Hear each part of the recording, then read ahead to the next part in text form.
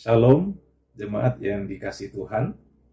Kita bersyukur memasuki hari ke-13, 40 hari berdoa Gereja Kemah Indonesia tahun 2024. Tema renungan kita hari ini adalah Roh Kudus penolong dalam doa.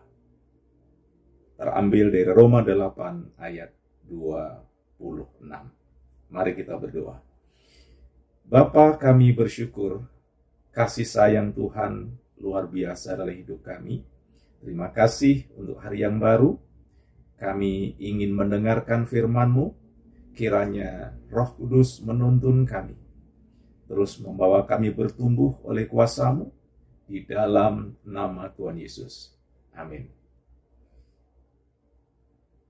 Demikianlah juga Roh Kudus membantu kita dalam kelemahan kita, sebab kita tidak tahu bagaimana sebenarnya harus berdoa. Tapi Roh Kudus berdoa untuk kita kepada Allah dengan keluhan-keluhan yang tidak terucapkan. Bapak Ibu, kita perlu mengakui bahwa ada banyak isi hati kita yang tidak bisa kita ucapkan karena keterbatasan dan kemampuan kita berbicara kepada Tuhan. Roh Kuduslah yang berdoa di dalam kita tanpa kita sadari.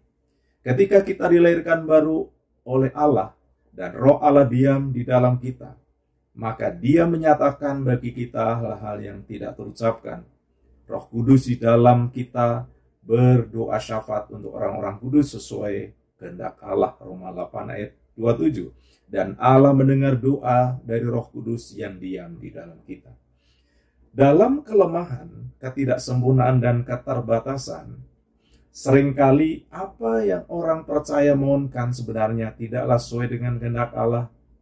Kita memerlukan seorang penolong, dan penolong tersebut adalah Roh Kudus yang tinggal dalam diri orang percaya. Yohanes 14:16. Berdasarkan ayat yang telah kita baca, kita belajar pada Roh Kudus dalam kehidupan orang percaya itu sebagai penolong. Roh Kudus membantu orang percaya mengungkapkan kebutuhannya kepada Allah Bapa.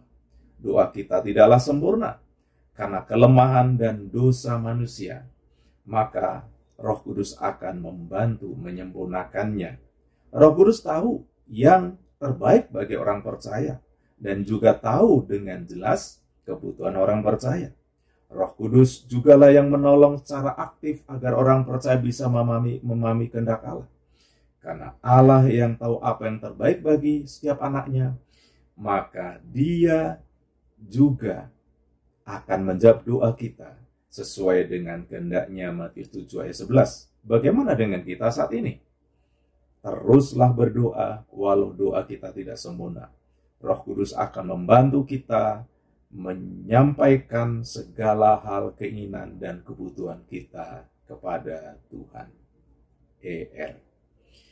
Pokok doa kita hari ini, pertama, berdoa agar setiap orang percaya tidak menjadi tawar hati dalam pergumulan seberat apapun. Yakinlah bahwa dalam setiap pergumulan itu ada Roh Kudus yang senantiasa membantu kita dalam doa dan dalam setiap kelemahan kita.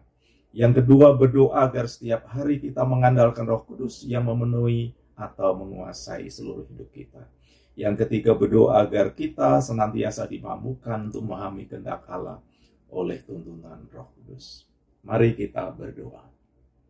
Bapa, kami bersyukur kepadamu Tuhan, untuk hari ini kami diingatkan kembali oleh firman-Mu bahwa Roh Kuduslah yang menolong kami dalam doa-doa kami.